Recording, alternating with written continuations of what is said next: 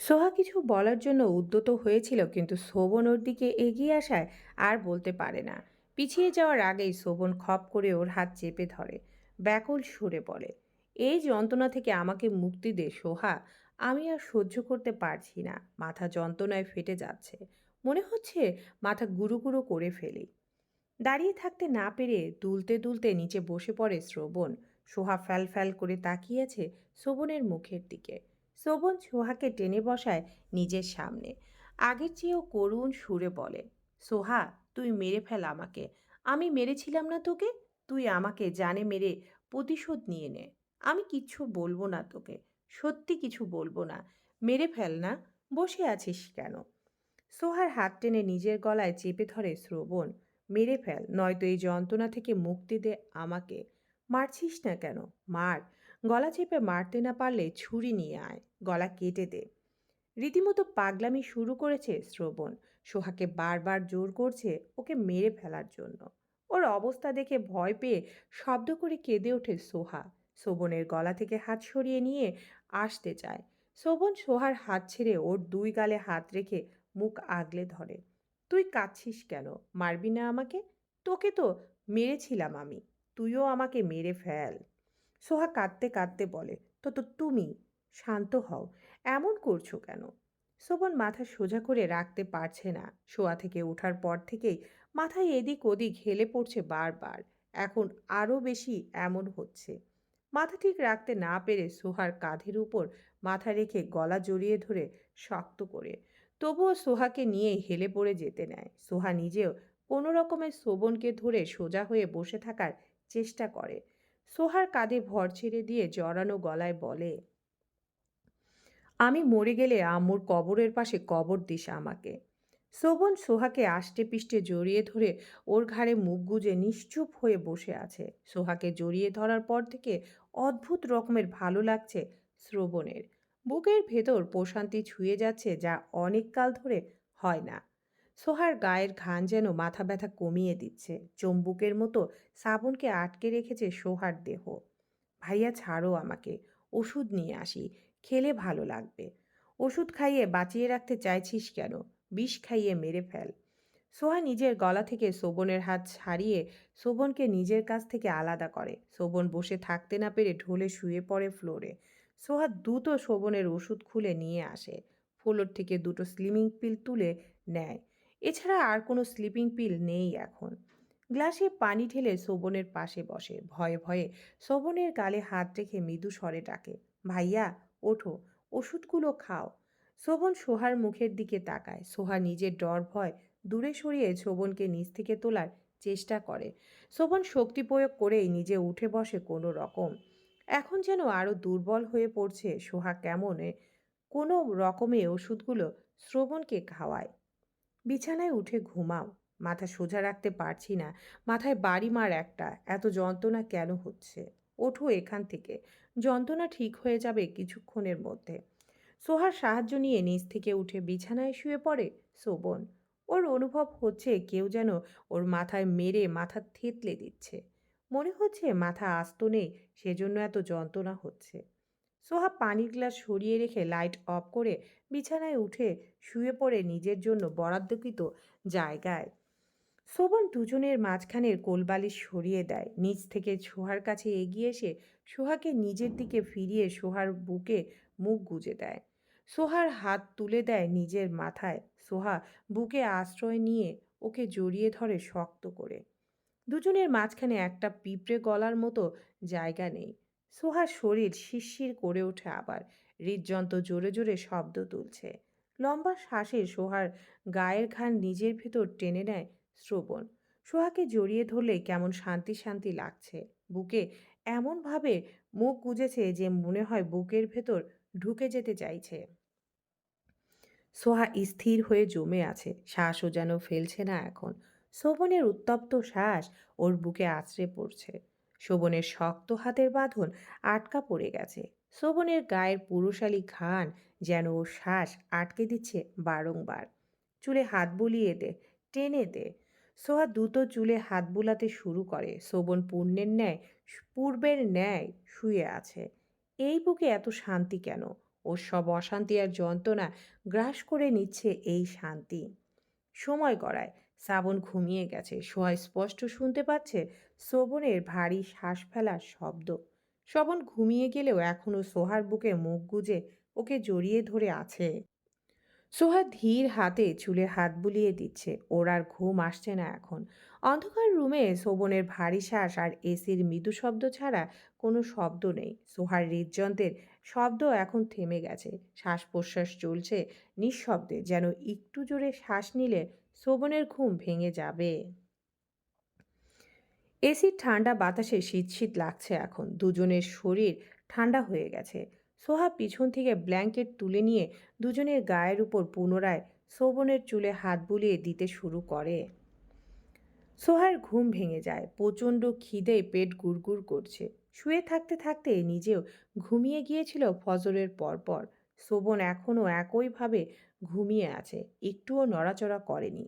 সোহা শোভনের হাত ধরে নিজের উপর থেকে সরিয়ে দিতে যাবে, তখন ওই ঘুম হালকা হয়ে আসে শোভনের। হাতটা শুধু একটু উঁচু করেছে, সরায়নি এখনো। শোভন নড়ে চড়ে উঠায় ভয়ে হাত ছেড়ে দেয় সোহা। শোভন নিজে থেকেই সোহাকে ছেড়ে উল্টো ফিরে নিজের বালিশে চলে আসে। দুজনের মাঝখানে এখন প্রায় 2 হাতের মতো দূরত্ব তৈরি হয়েছে। শোভন সরে যেতেই যেন সোহার বুকে শূন্যতা ছড়িয়ে পড়ে। মাঝরাত থেকে এই বুকে রাজত্ব করেছে শ্রবণ চৌধুরী। পুরোটা ছিল ওর দখলেই। সোহা শোয়া থেকে উঠে বসে। রুমে এখনো অন্ধকার। জানালার পর্দা ভেদ করে হালকা আলো রুমে প্রবেশ করছে। সোহা ফ্রেশ হয়ে এসে ব্যালকনিতে দাঁড়ায়। বাইরে সূর্যের প্রখর রোদ, তপ্ত প্রকৃতি। বেলা বোধহয় অনেক হয়েছে। খিদের কারণে সোহার হাত পা কাঁপতে শুরু করেছে। এর আগে কোনোদিন এত সময় না খেয়ে থাকেনি। গতকাল দুপুরে শেষ খেয়েছিল, তারপর আর খাওয়া হয়নি। ব্যালকনি থেকে রুমে ফিরে আসে। ব্যালকনির দরজা খোলা থাকায় রুম আলোকিত হয়েছে। শোভন বালিশ জড়িয়ে ধরে ঘুমিয়ে আছে। সোহা শোভনের পারমিশন ছাড়া রুম থেকে বের হওয়ার সাহস পাচ্ছে না। এখন শোভনকে ডেকে ওর ঘুম ভাঙাতে ইচ্ছে করছে না। আবার দেখা গেল ডেকে তুলেছে বলে রেগে গেল। রাতে যা শুরু করেছিল, ভয়ে তো সোহার পান যাই যাই করছিল। সোহা বিছানার এক পাশে বসে থাকে অনেকক্ষণ। খিদে আর সহ্য করতে পারছে না। বসা থেকে উঠে শোভনের শিয়রে এসে দাঁড়ায়। ভয়ে ভয়ে মৃদুস্বরে ডাকে কয়েকবার, তবে শোভনের ঘুম ভাঙে না। তখন তো হাত তোলার সঙ্গে সঙ্গে ঘুম ভেঙে গিয়েছে, তাহলে এখন ভাঙছে না কেন? রুমের লাইট অন করে পুনরায় শোভনের শিয়রে এসে দাঁড়ায়। হাত দিয়ে শোভনের বাহুতে ধাক্কা দিয়ে কয়েকবার ডাকে। শোভন নড়ে চড়ে বহু কষ্টে চোখের পাতা টেনে তুলে তাকানোর চেষ্টা করে। ঘুম জড়ানো ভারী গলায় বলে, কি হয়েছে? নিচে যাই। কেন? খেতে। খিদে পেয়েছে অনেক। শোভন চোখ মেলে তাকায়। চোখ দুটো এখনো লাল টকটকে হয়ে আছে। চোখ আপনা আপনি বন্ধ হয়ে আসছে আবার। দুটো স্লিপিং পিলের প্রভাব কি এতই দ্রুত শেষ হয়? যাই। কটা বাজে? এগিয়ে গিয়ে ড্রেসিং টেবিলের উপর রাখা নিজের ফোন হাতে নিয়ে সময় দেখে বলে, 12টা 14। শোভন শোয়া থেকে উঠে বসে। মাথা এখনো ভার ভার হয়ে আছে। ঘুমের কারণে তাকাতে পারছে না। বিছানার সঙ্গে হেলান দিয়ে বসে থাকে কিছুক্ষণ। 2 হাতে চোখ ডলে চুল ঠিক করে। সোহার মুখের দিকে তাকিয়ে বলে, তোর প্রয়োজনীয় সব কিছু সুটকেসে গুছিয়ে নে। সোহা বিস্ময় নিয়ে বলে, কেন? চলে যাব। কোথায়? জাহান নামে। জোরে বলায় চমকে ওঠে সোহা। শুকনো ঢোক গিলে মিনমিন করে বলে, সুটকেস তো আমার রুমেই রয়েছে। ওখানে আমার সুটকেস, ওটাতে গুছিয়ে নে। সোহা শোভনের হাত অনুসরণ করে সুটকেসের দিকে তাকায়। এখন আবার ওকে নিয়ে কোথায় যাবে? কি হলো? যা দ্রুত কর। আমার গোসল করতে যতক্ষণ তোর সময় ততক্ষণ। সুটকেস গুছিয়ে নিজেও তৈরি হয়ে নিবি। শোভন বিছানা থেকে নেমে হেলে দুলে ওয়াশরুমে প্রবেশ করে। গোসল না করলে মাথা ঠিক হবে না। রাতে কি কি করেছে তার অর্ধেক মনে আছে, আর বাকি অর্ধেক ভুলে গেছে। সোহা বন্ধ দরজার দিকে তাকিয়ে সুটকেসের দিকে এগিয়ে আসে। ওটাতে ওর কাপড় চোপড় তুললে শোভনেরগুলো কোথায় নেবে? শোভন লম্বা শাওয়ার নিয়ে ওয়াশরুম থেকে বেরিয়ে আসে। কাভার থেকে প্যান্ট শার্ট বের করে পরে নেয়। ওর তৈরি হতে খুব একটা সময় লাগে না। তৈরি হয়ে সোয়ার দিকে ঘুরে দাঁড়ায়। সোহা সুটকেসের কাছে চুপচাপ দাঁড়িয়ে আছে। তোমারগুলো লাগবে না, হয়েছে তোর? মাথা নাড়ে সোহা। শোভন নিজের ফোন আর ওয়ালেট পকেটে ভরে নিয়ে গাড়ির চাবি হাতে নিয়ে দরজার দিকে এগিয়ে বলে, সুটকেস নিয়ে আয়। সোহা ফোন আর সুটকেস নিয়ে শোভনের পেছন পেছন রুম থেকে বের হয়। করিডোরে এসে দাঁড়িয়ে যায় শোভন। সোহা পাশে আসতেই ওর হাত থেকে সুটকেস নিজের হাতে নেয়। অন্য হাতে মুঠো করে ধরে সোহার হাত, তারপর হাঁটা শুরু করে সিঁড়ির দিকে। সোহা শোভনের মতলব কিছুই বুঝতে পারছে না, কি করতে চাইছে ও। ড্রয়িং রুমে আসতেই সামাদ চৌধুরী সামনে পড়লেন দুজনের। দুজনকে এভাবে দেখে বিস্ময় নিয়ে বলেন, কোথায় যাচ্ছ তোমরা? শোভন গম্ভীর স্বরে বলে, ফ্ল্যাটে ফিরে যাচ্ছি। কেন? এখানে থাকতে পারবো না আমি শয়তানগুলোর সঙ্গে। এখানে আমি আর আসবো না, সোহাও আসবে না। ওরা যেই বাড়িতে থাকবে শ্বাস প্রশ্বাস নেব, সেই বাড়ির বাতাসও বিষাক্ত। আমি এই বাড়িতে থাকলে অল্প দিনেই মরে যাব। ওদের না জ্বালিয়ে তো আমি মরতে পারি না। শামীম রেজা চৌধুরী ফোনে কথা বলতে বলতে বাড়ির ভেতরে প্রবেশ করছিলেন। বড় ছেলেকে দেখে পা দুটো থেমে যায় ওনার।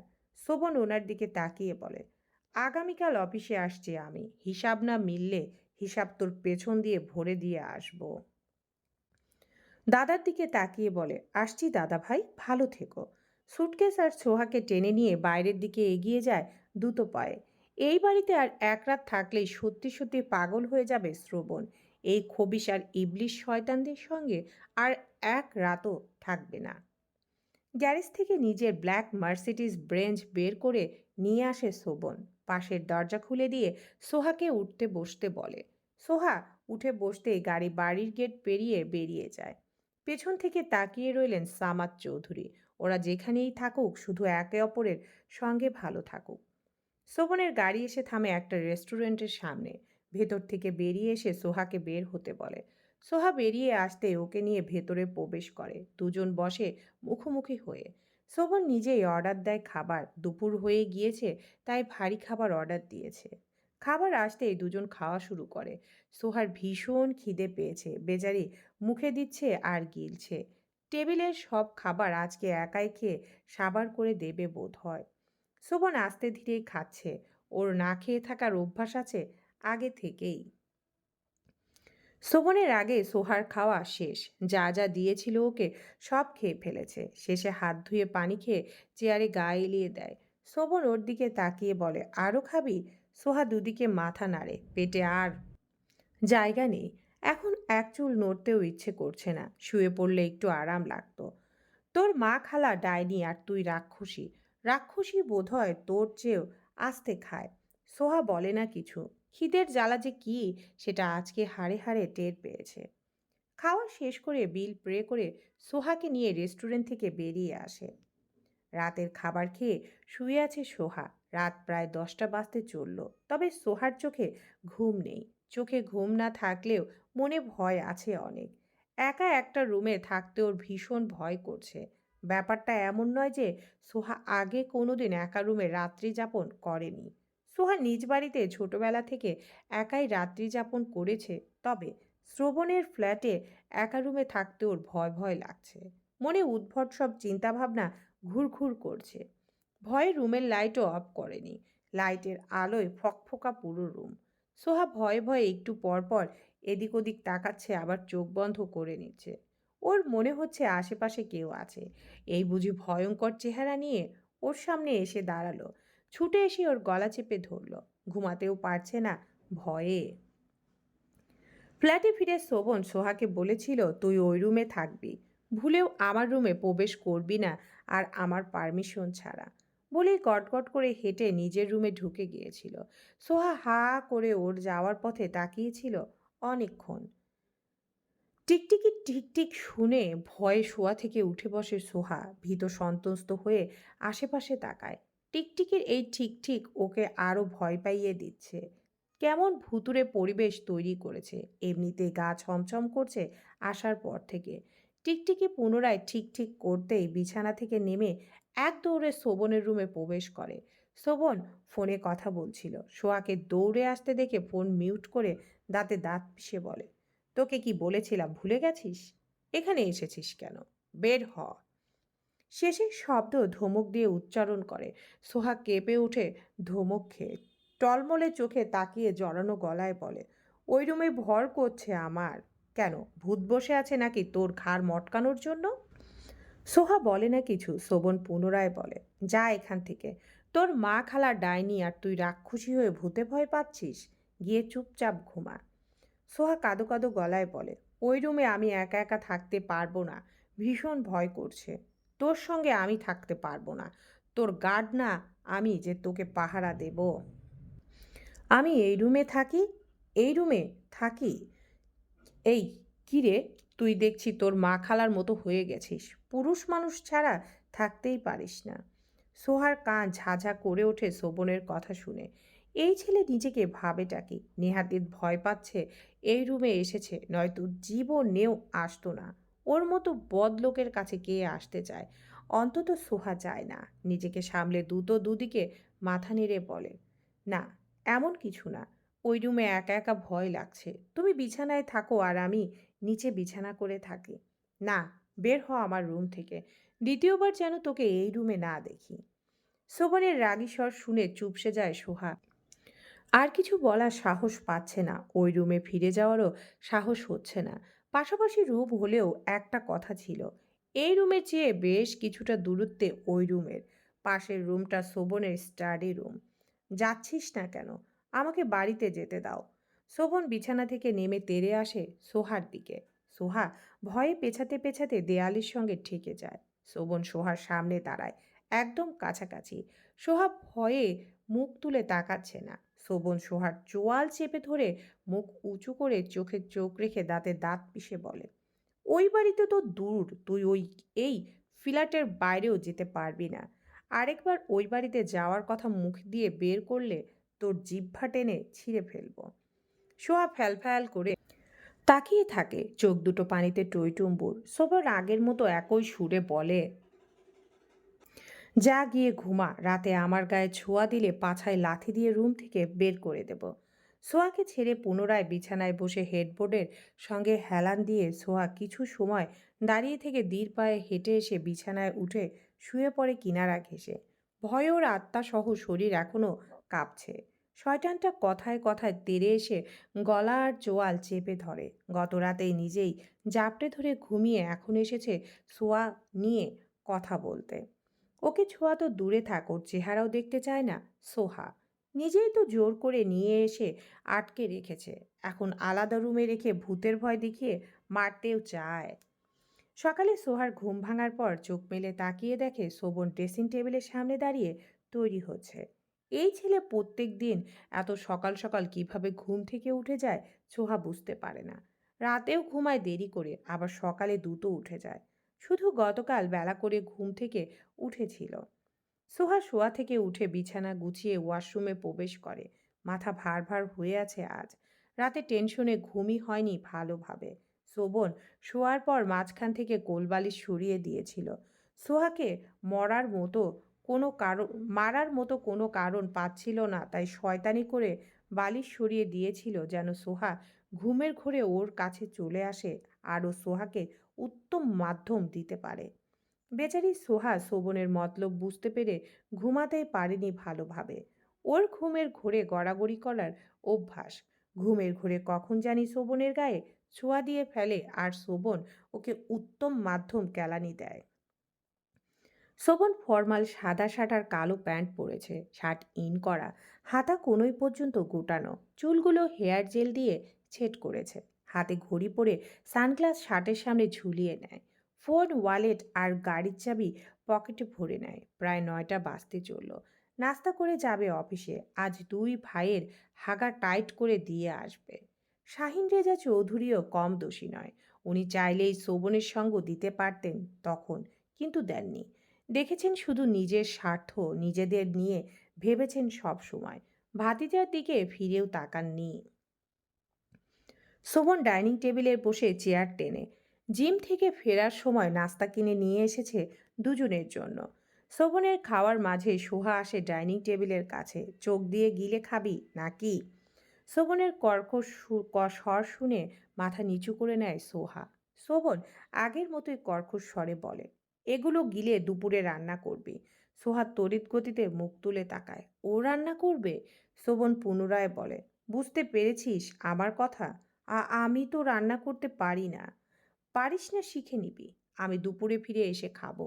খাবার যেন রেডি থাকে। খাবার ভালো না হলে তোর কপালে শনি আছে। সোহা কাঁদো কাঁদো গলায় বলে, একবেলার মধ্যে কিভাবে রান্না শিখবো? সেটা তো আমি জানি না। তুই রান্না করবি, আমি খাবো। আমি সত্যি সত্যি রান্না করতে পারি না। এক কথা বারবার বলবি তো কানসা বরাবর দেবো একটা। সোহার চোখের পানি মুছতে মুছতে শোভনের দিকে তাকিয়ে থাকে। এ কেমন জালিম! রান্না করতে বলছে, আবার খাবার ভালো না হলেও খবর আছে বলছে। জীবনে একটা ডিম সিদ্ধ করেনি, আজকে রান্না কিভাবে করবে? শোভন নিজের খাওয়া শেষ করে উঠে দাঁড়ায়। টিস্যু পেপার দিয়ে হাত মুছতে মুছতে দরজার দিকে এগিয়ে যায়। সোহা পেছন থেকে জড়ানো গলায় বলে, কি রান্না করব? শোভন পিছন না ফিরেই বলে, গরুর মাংস, মসুর ডাল, করলা ভাজি, মাছ ভাজি, ডিম ভুনা আর ভাত। এত কিছু! সোহার ওষ্ঠজোড়া ফাঁক হয়ে গেছে। এত কিছু ও একা একা কিভাবে করবে? রান্নাই করতে পারে না, সেখানে এত কিছু করা ওর পক্ষে অসম্ভব। শোভন বেরিয়ে গেছে ফ্ল্যাট থেকে। সোয়া তখনও ঠায় দাঁড়িয়ে আছে। ওর মাথা কাজ করছে না। হাত পা ছড়িয়ে গলা ছেড়ে কাঁদতে ইচ্ছে করছে।